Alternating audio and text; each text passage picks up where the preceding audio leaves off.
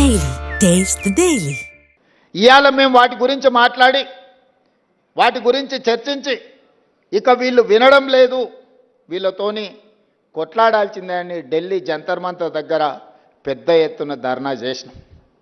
మొత్తం మంత్రివర్గము, పార్లమెంట్ సభ్యులు, శాసనమండలి సభ్యులు, శాసనసభ్యులు, సంఘాల నాయకులందరూ కూడా అక్కడికి వచ్చి వేలాది మంది రోజు మొత్తం ధర్నా చేస్తే దేశంలో వివిధ రాష్ట్రాలకు సంబంధించిన 100 మంది పార్లమెంట్ సభ్యులు, ముఖ్యంగా తమిళనాడు నుంచి, మహారాష్ట్ర నుంచి, బీహార్ నుంచి, ఉత్తరప్రదేశ్ నుంచి వివిధ రాష్ట్రాలకు సంబంధించిన పార్లమెంట్ సభ్యులు అందరూ కూడా మేము అండగా నిలబడతాం, మీ న్యాయమైన కోరిక సాధించడానికి మేము సహకరిస్తామని వాళ్ళందరూ కూడా అక్కడికి వచ్చి మనకు మద్దతు పలకడం జరిగింది. అయినా బీఆర్ఎస్ వాళ్ళు అక్కడికి రాలేదు, బీజేపీ వాళ్ళు అక్కడికి రాలేదు. నేను ఒకటే అడుగుతున్నది, కాంగ్రెస్ ధర్నా కాదు, కాంగ్రెస్కు లాభం చేకూర్చేది కాదు. బలహీన వర్గాలకు సంబంధించి బహుజనుల కోసం రిజర్వేషన్లను పెంచుదామని దేశంలో ఉండే అన్ని పక్షాలు అక్కడికి వచ్చి మద్దతు ఇచ్చినాయి.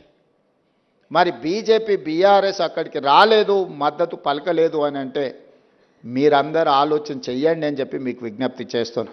నేను ఆరోపణలు చేయదలుచుకోలే, నేను విమర్శించదలుచుకోలే, కానీ సమస్యను పరిష్కరించే శక్తి వాళ్ళ దగ్గరనే ఉంది.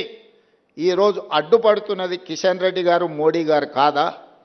ఈరోజు రాష్ట్రపతి దగ్గర చిక్కుకున్న విద్యా ఉద్యోగ అవకాశాలలో 42% రిజర్వేషన్, స్థానిక సంస్థలో ఇవ్వాల్సిన 42% రిజర్వేషన్, చంద్రశేఖరరావు గారు తెచ్చిన 50% పరిమితిలోనే రిజర్వేషన్లు ఉండాలని తెచ్చిన ఆర్డినెన్స్ తొలగాలి అని అంటే కిషన్ రెడ్డి, మోడీ గారు రాష్ట్రపతి గారికి చెప్పాలి. అడ్డంపడే మీరు తొండివాదన, మొండివాదన చేస్తున్నారు. ఇందులో మీరు బీసీ రిజర్వేషన్లలో ముస్లింలను కలిపినరని, చదువుకున్న వాళ్ళు, కేంద్ర మంత్రులుగా పనిచేస్తున్న వాళ్ళు, ఈ దేశంలో రాజ్యాంగంలోనే ప్రొవిజన్ లేదు, మత ప్రాతిపదికన రిజర్వేషన్లకు తావు లేదు. మత ప్రాతిపదికన ఏ రిజర్వేషన్ ఉన్నా 2 నిమిషాలలో సుప్రీంకోర్టు కొట్టేస్తుంది. మేము పంపించిన బిల్లుల్లో కానీ, మేము పంపించిన ఆర్డినెన్స్లో కానీ ఎక్కడైనా మత ప్రాతిపదికన 1% 0.1% రిజర్వేషన్ అయినా ఉందా మీరు చూపించండి అని చెప్పి బీజేపీ, బీఆర్ఎస్ నాయకులను నేను అడుగుతున్నా. ఎందుకు అబద్ధాలతోని బలహీన వర్గాలను అడ్డుకుంటున్నారు, బహుజనులకు అన్యాయం చేస్తున్నారని నేను వేదిక మీద నుంచి అడగదలుచుకున్నా. చట్టంలో ఎక్కడా లేదు. నిజంగానే ఒకవేళ ముస్లిం రిజర్వేషన్లను తీయాలన్న ఆలోచన మీకు ఉంటే, మీ సిద్ధాంతమే అదైతే, నాగ్పూర్లో ఆర్ఎస్ఎస్ కేంద్ర కార్యాలయం ఉంటుంది. 1970 నుంచి దాదాపుగా 20-25 ముస్లింలో ఉన్న ముస్లిం మతాన్ని పాటించే సామాజిక వర్గాలకు బీసీ రిజర్వేషన్ మహారాష్ట్రలో ఉంది. మీరు తొలగించగలరా? గుజరాత్, నరేంద్ర మోడీ గారు పుట్టి పెరిగిన గుజరాత్ రాష్ట్రంలో ఈరోజు ముస్లిమ్స్కి బీసీ రిజర్వేషన్లు వస్తున్నాయి. నరేంద్ర మోడీ గారు గుజరాత్లో తొలగించగలరా?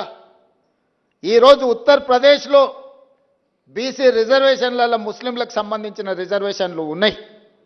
ఉత్తరప్రదేశ్ నుంచి ప్రధానమంత్రిగా ఉన్న నరేంద్ర మోడీ గారు మీరు ఉత్తరప్రదేశ్లో తొలగించగలరా?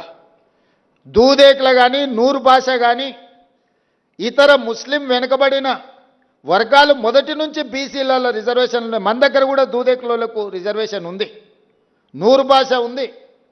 అదేవిధంగా బార్బర్ కమ్యూనిటీ, కటింగ్ చేసే వాళ్ళు ముస్లింలలో ఉన్నారు, కుల వృత్తులు, బట్టలు ఉతికే వాళ్ళు ఉన్నారు, దూది నేసే వాళ్ళు ఉన్నారు. వీళ్ళందరికీ కూడా బలహీన వర్గాల కింద రిజర్వేషన్లు ఉన్నాయి.